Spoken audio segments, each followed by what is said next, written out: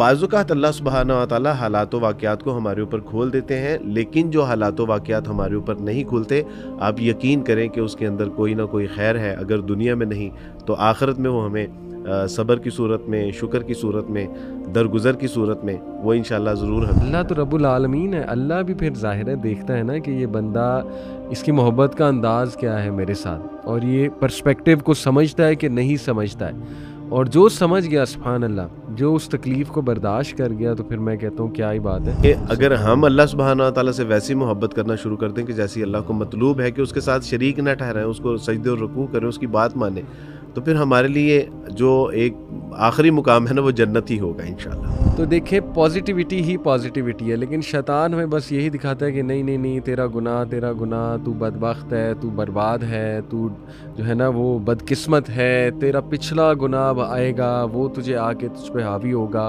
तुझे तंग करेगा, वगैरह वगैरह। सुभान अल्लाह।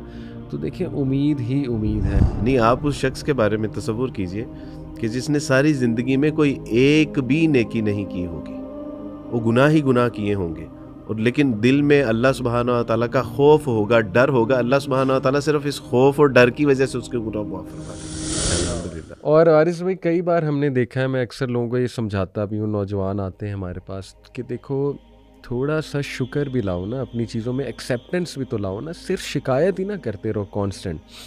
कई लोगों को हमने देखा है वारिस भाई, किसी मेंटल डिसऑर्डर का शिकार होते हैं, और वो ये अल्फाज अदा कर देते हैं कि अच्छा ए मेरे रब, अगर तेरा यही फ़ैसला है कि ये आजमाइश रहनी है मेरे साथ, तो मुझे कबूल है, लेकिन मुझे इस्तिताअत अता फरमा दे। आप देखें कि एक वो ख़ातून आई, गालिबन हबशी औरत थी, जिसने नबी सल्लल्लाहु अलैहि वसल्लम को ये रिक्वेस्ट की कि या रसूलल्लाह, मुझे दौरा पड़ता है, गालिबन मिर्गी का दौरा था, और लिबास, बरहना हाँ, हो जाती हूँ, लिबास हट जाता ए है। अल्लाह के नबी दुआ फरमा दीजिए कि ये ना हुआ करे।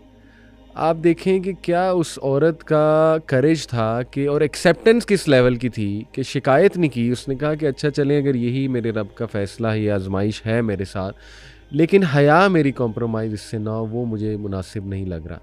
तो देखिए, अल्लाह के नबी ने दुआ फरमाई, और किस तरह से अल्लाह ने फिर, ज़ाहिर है ये मामला हल भी हुआ, ये जो कब बढ़ाना होने का था। तो ये वाक़यात हमें क्या बताते हैं कि देखें, आप अल्लाह को कभी कभी ना, कभी कभी क्या वारिस भाई, बल्कि आप ये जुमला कहेंगे, एक्सेप्टेंस शो करेंगे, मसला हल होगा। अल्लाह इसी बात का इंतज़ार कर रहा है कि मेरा बंदा शुक्र, मतलब मैं अपने बंदे के वो अल्फाज भी तो सुनूँ ना, कि अगर मेरी तरफ से कोई तकलीफ़ आ गई है, तो ये कह रहा है कि ऐ मेरे रब, तेरी तरफ से है, अगर तो ये रहनी है मेरे रब, तो कबूल है, लेकिन ए अल्लाह, इसमें आसानी पैदा फरमा दे। यही ईमान है अली भाई, यही तवक्कुल है। और आप देखें, अल्लाह सुब्हानहू व तआला जो हमें जिस हाल में भी रखते हैं ना, चाहे वो अच्छा है या बुरा है, बहरहाल वो एक आजमाइश है।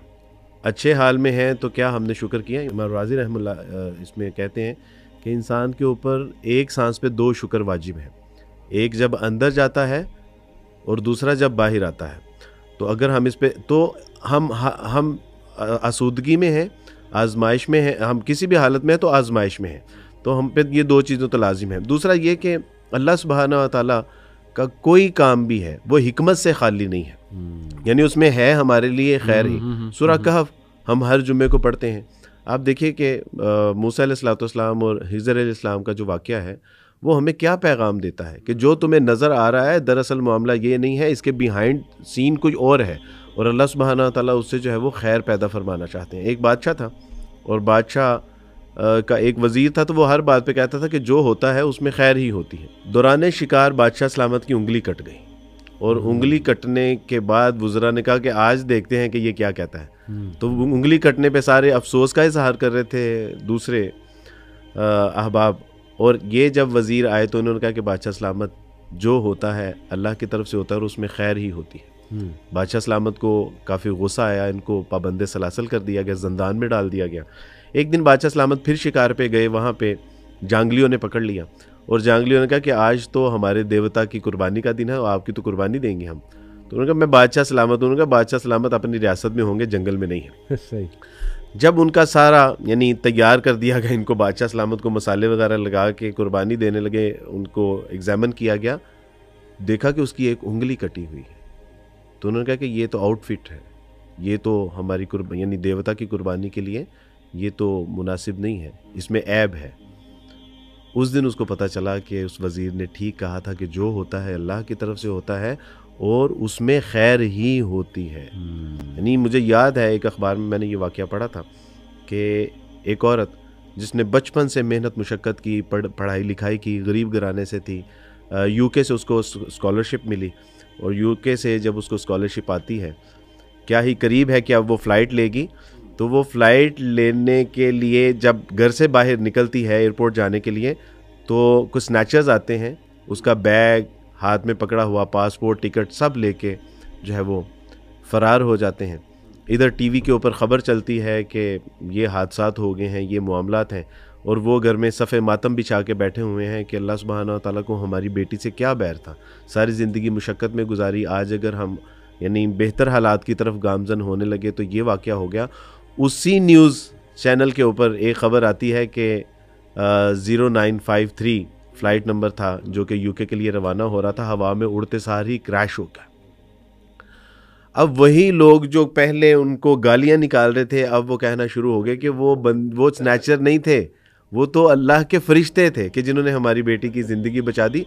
तो बाज़ुकात अल्लाह सुब्हानहू व तआला हालात व वाक़यात को हमारे ऊपर खोल देते हैं, लेकिन जो हालात व वाक़यात हमारे ऊपर नहीं खुलते, आप यकीन करें कि उसके अंदर कोई ना कोई खैर है। अगर दुनिया में नहीं तो आखिरत में वो हमें सब्र की सूरत में, शुक्र की सूरत में, दरगुजर की सूरत में, वो इंशाल्लाह ज़रूर हमें जो है वो जन्नत की सूरत में अल्लाह सुब्हानहू व तआला इसी हमें तरह अता तो फरमाएंगे। मोहब्बत देखते हैं ना इंसान की अपने साथ, ज़ाहिर है अल्लाह सुब्हानहू व तआला रब्बुल आलमीन है, तो अल्लाह रब्बुल आलमीन किंग ऑफ द यूनिवर्स है, तो उनसे मोहब्बत का तकाजे में फिर कुछ टेस्ट और ट्रायल भी होगा ना। बिल्कुल सर, हम देखें ना, हम तो यहाँ पे जो मोहब्बत करते हैं हाँ, उसके नहीं टेस्ट उसमें लेते भी हैं हम। बिल्कुल टेस्ट लेते हैं। इवन माँ बेटे के दरमियान कई ऐसी चीज़ें होती हैं कि माँ भी देख रही होती है, बेटा शोहर भी बीवी के देख रहा दरमियान होता है। होते हैं, बिल्कुल। बिल्कुल, तो अल्लाह तो रब्बुल आलमीन है, अल्लाह भी फिर ज़ाहिर है देखता है ना कि ये बंदा, इसकी मोहब्बत का अंदाज़ क्या है मेरे साथ, और ये पर्सपेक्टिव को समझता है कि नहीं समझता है। और जो समझ गया सुभान अल्लाह, जो उस तकलीफ़ को बर्दाश्त कर गया, तो फिर मैं कहता हूँ क्या ही बात है। इन दोनों की मोहब्बत का तकाजा एक है अली भाई। हदीस में आता है, हदीस का मफहूम है कि अल्लाह सुब्हानहू व तआला का उसके बंदों के ऊपर जो हक है वो ये है कि वो किसी के साथ उसको शरीक न ठहराए, और बंदों के ऊपर अल्लाह सुब्हानहू व तआला का ये हक है कि वो अल्लाह के साथ किसी को शरीक न ठहराए।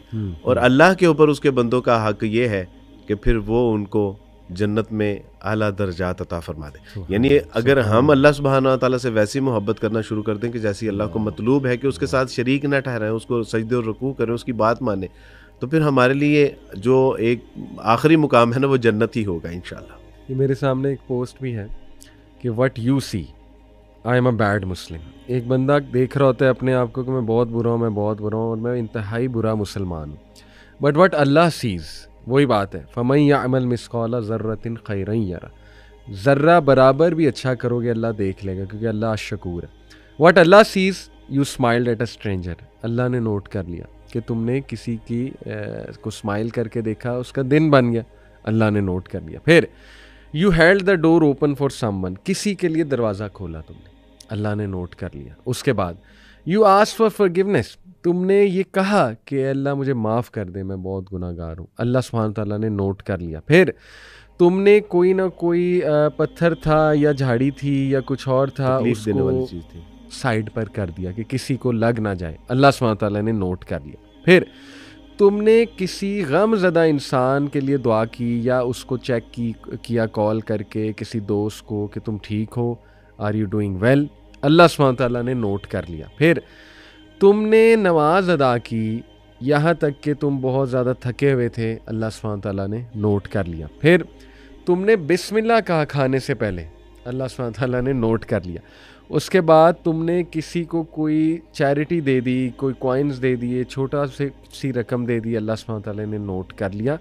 और सबसे बड़ी बात कि you are trying your best despite तकलीफ़, वजह जिसके ये तकलीफ़ आई हुई है, मूड डाउन है, डीमोटिवेशन है, उसके बावजूद तुम एफर्ट कर रहे हो, अल्लाह ने नोट कर लिया। सुभान तो देखें पॉजिटिविटी ही पॉजिटिविटी है, लेकिन शैतान हमें बस यही दिखाता है कि नहीं नहीं नहीं, तेरा गुनाह, तू बदबख्त है, तू बर्बाद है, तू जो है ना वो बदकिस्मत है, तेरा पिछला गुनाह आएगा वो तुझे आके तुझ पे हावी होगा, तुझे तंग करेगा वगैरह वगैरह, सुभान अल्लाह।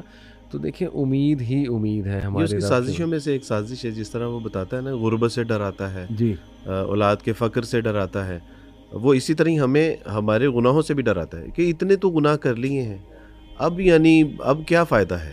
यानी अब तो कुछ नहीं हो सकता। और अल्लाह सुब्हानहू व तआला फरमा रहे हैं कि ज़मीन के पत्ते, रेत के ज़र्रे, पानी के कतरे, समंदरों की झाग, आसमान के सितारे, वो इतने भी गुनाह लेके आ जाएगा ना तो तेरा रब फिर भी जो है ना वो, यानी आप उस शख्स के बारे में तसव्वुर कीजिए कि जिसने सारी ज़िंदगी में कोई एक भी नेकी नहीं की होगी, वो गुनाह ही गुनाह किए होंगे, और लेकिन दिल में अल्लाह सुब्हानहू व तआला का खौफ होगा, डर होगा। अल्लाह सुब्हानहू व तआला सिर्फ इस खौफ और डर की वजह से उसके गुनाह माफ़ फरमा देंगे। और अल्लाह सुब्हानहू व तआला तो बहाने तलाश करते हैं। पेट में दर्द हो, तुम्हारे गुनाह माफ़।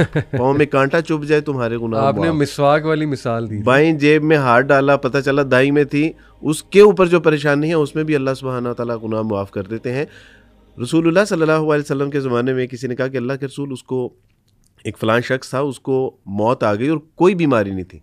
तो रसूलुल्लाह ने कहा कि काश उसको कोई बीमारी आई होती, और अल्लाह उसके गुनाह, उसकी तकलीफ़ के ऊपर वो बिल्कुल सब्र सही, करता और बिल्कुल अल्लाह सही। उसके सारे गुनाह माफ़ कर देता। हम्म। वो याद कीजिए वाक़या कि जब एक गुनहगार जो अपने ही महबूब को पुकार रहा था और कह रहा था कि या सनम, या सनम, या सनम, और थक हार के जब आँख लगती है, गनूदगी तारी होती है, तो उसकी ज़ुबान से निकलता है या समद।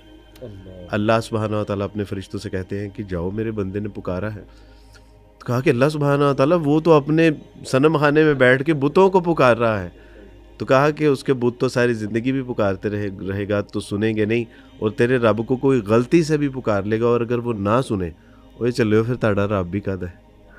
तो यानी बिल्कुल ये शैतान एक, उसकी एक साजिश है, जिस तरह मैंने अर्ज़ की कि हमें अल्लाह की मोहब्बत के बारे में और शैतान की साजिशों के बारे में, ये हमें तलबीस अबलीस एक किताब है हाफिज़ इमाम इब्न जोज़ी रहमतुल्लाह की, उस किताब में यानी ये बड़ी मुआवन है इसके हवाले से कि वो किस तरह हमें फंसाता है, किस तरह नाउमीद करता है, किस तरह बेयकीनी में हमें मुब्तला कर देता है।